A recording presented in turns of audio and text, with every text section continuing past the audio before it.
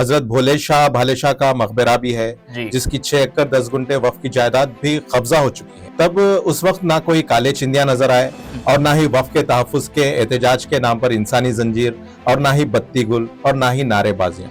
तो इसकी क्या वजह हो सकती है? तो मुसलमानों की सियासी क़यादत एमआईएम है। मुसलमान की सियासी क़यादत होने का दावा कभी ना कांग्रेस ने किया ना बीआरएस ने किया, क्योंकि पिछले 30-40 सालों से अगर इंक्रोचमेंट्स हो रहे तो साहब पिछले 30-40 उतने ही सालों से वक्फ बोर्ड के मेंबर्स आप ही रहे, आपकी जमात के लोग रहे। दोनों अपार्टमेंट्स को हाइड्रा ने डेमोलिश कर दिया बमरुकनोदौला पे जो बना था। तो आप तो वहां पे एंक्रोचमेंट, आप ही के जमात के लोग एंक्रोचमेंट कर रहे हैं, उसको हाइड्रा डेमोलिश कर रही है। और दूसरी तरफ जो है ड्रामा किया जा रहा है वक्फ बोर्ड वक्फ के कब्रिस्तान को बचाने का। वक्फ एक्ट की अगर हम बात करेंगे 1995 का, तो उसका सेक्शन 40 जो इतना पावरफुल सेक्शन दिया गया था, तभी भी आपने उसका इम्प्लीमेंट नहीं करा। ठीक है, वक्फ एक्ट 1995 का सेक्शन 70 के हिसाब से ना कोई एफिडेविट जो है दर्ज की गई, केस पे इंक्वायरी होनी चाहिए, ये इंक्रोचमेंट रुकना चाहिए। आपके मसाइल मीम टीवी पर मैं हबीब उमर सफदर अली मौसवी के साथ। सफदर, आपके मसाइल में आज हम बात करेंगे बालापुर के खदीम कब्रिस्तान पर, जिसमें कल रात अचानक खबर आती है सोशल मीडिया पर कि उस पर नाजायज कब्जे हो रहे हैं। और इन खबरों के साथ ही कुछ ही देर में जो है वहां के चेयरमैन वक्फ बोर्ड से लेकर सियासी जमातों के नुमाइंदों और खास तौर पर मजलिस इत्तेहादुल मुस्लिमीन के एमएलसी रहमत बेग भी वहां पर मौजूद होते हैं। और फिर वहां के जो स्टेटमेंट्स होते हैं उसमें वही फिर हिदायत और शुक्रिया जैसे अल्फाज सुनाई देते हैं। तो अब सवाल यह है कि इतने सालों से जब यह मसला अपनी जगह बरकरार था तो इस दौरान कोई कदम नहीं उठाया गया, तो इसकी वजह क्या है? देखिए, वजह तो इसकी साफ साफ एमपी असदुद्दीन ओवैसी साहब ही बता सकते हैं, क्योंकि उन्हीं की हिदायत पे इनके नुमाइंदे आते हैं और इस तरीके के स्टेटमेंट देते हैं। जहां तक कि बालापुर का जो खदीम कब्रिस्तान है, 300-350 साल पुराना जो है इसकी हिस्ट्री बताई जा रही है। अब मौजूदा जो वक्फ बोर्ड चेयरमैन है उनका भी स्टेटमेंट में उन्होंने भी बताया कि पिछले 30-40 सालों से जो है कब्जे होते हुए आ रहे हैं इस कब्रिस्तान पर, कोई एक्शन नहीं लिया गया। अब जो है कुछ जमीन जो है बची हुई है, महज जो है 1000-1500 गज के करीब कुछ जमीन बची हुई है 1 एकड़ 10 गुंठे में से। तो सोचने वाली बात है। और यहाँ पर सवाल भी एमपी असदुद्दीन ओवैसी से इसलिए किया जाएगा क्योंकि वो वक्फ बोर्ड के रुकन भी है, अब से नहीं है, 1995 से है। उसके बावजूद भी इतने इंक्रोचमेंट्स, क्योंकि ये जो बालापुर जो आता है माहेश्वरम कॉन्स्टिट्यूंसी है, ठीक है। चंद्रायन गुट्टा इसका पड़ोसी कॉन्स्टिट्यूंसी है अकबरुद्दीन ओवैसी साहब का। तो अकबरुद्दीन ओवैसी इतने सारे जो है तकरीर वगैरह करते हैं असेंबली में वक्फ के तहफ्फुज को लेकर, और असदुद्दीन ओवैसी भी नेशनल मीडिया पे छाए हुए होते हैं। वक्फ बिल के अगेंस्ट में इतने सारे उनके अच्छे स्टेटमेंट्स आए, लेकिन अफसोस की बात है ये कुछ एकड़ जमीन कब्रिस्तान की उन्हीं की कॉन्स्टिट्यूंसी में, जो उनके नेबरिंग कॉन्स्टिट्यूंसी है, उसको नहीं बचा सके। और वो साहब जो है हिंदुस्तान की, यूपी बिहार की जो है बात करते हैं, तो बहुत ही अफसोस की बात है। सफदर, आपने जैसा बताया कि एमपी असदुद्दीन ओवैसी जो कि 1995 से तेलंगाना वक्फ बोर्ड के रुकन भी हैं और एमएलएस कोटा से भी उनके ही रुकन जो है वहां पर मुंतखब होते हैं। उसके अलावा इस्लामी स्कॉलर्स हो या फिर मुतवल्ली कोटे से भी उनकी सिफारिश के बगैर वहां पर कोई भी मुंतखब नहीं हो सकता। लेकिन 70 से 80% चाहे वो मुत्तहिदा आंध्रा हो या तेलंगाना, हमेशा मजलिस इत्तेहादुल मुस्लिमीन का गलबा रहा है। इसके बावजूद भी सालों से चल रहे इस कब्जे को रोक नहीं पाए।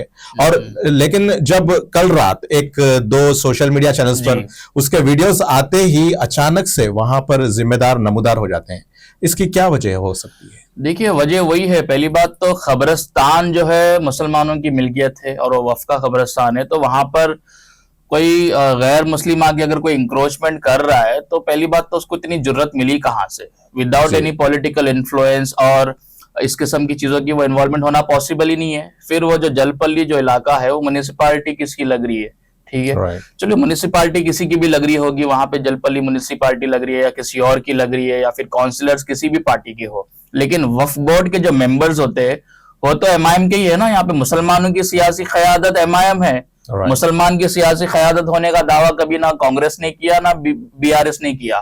तो आप जब मुसलमानों का ठेका लेके बैठे हैं तो ये चंद एकड़ जमीन जो है अगर आप नहीं बचा पा रहे वक्फ की, जो कब्रिस्तान की है या कोई मसाजिद की है, तो ये बहुत ही बड़ा रिमार्क है। हालांकि मैं आपको यह बात बता दूं कि वक्फ एक्ट की अगर हम बात करेंगे 1995 का, तो उसका सेक्शन 40 जो इतना पावरफुल सेक्शन दिया गया था, तभी भी आपने उसका इम्प्लीमेंट नहीं करा। ठीक है। जी। वफ एक्ट 1995 का सेक्शन 70 के हिसाब से ना कोई एफिडेविट जो है दर्ज की गई केस पे इंक्वायरी होनी चाहिए, ये इंक्रोचमेंट रुकना चाहिए, क्योंकि पिछले 30-40 सालों से अगर इंक्रोचमेंट्स हो रहे तो साहब पिछले 30-40 उतने ही सालों से वक्फ बोर्ड के मेंबर्स आप ही रहे, आपकी जमात के लोग रहे। तो ये बहुत बड़ा सवाल है कि सिर्फ बातें जो है असेंबली और पार्लियामेंट या फिर नेशनल मीडिया की हद तक ही होती है, बिल फाड़ने में जो है साहब बहुत आगे होते हैं, लेकिन एक एक कर इंक्रोचमेंट कहीं जो है नहीं रोक पा रहे। तो ये बहुत ही बड़ा सवाल है असदुद्दीन ओवैसी पर। जी, और इसी कब्रिस्तान के जो सामने हजरत भोले शाह भाले शाह का मकबरा भी है, जिसकी 6 एकड़ 10 गुंठे वक्फ की जायदाद भी कब्जा हो चुकी है।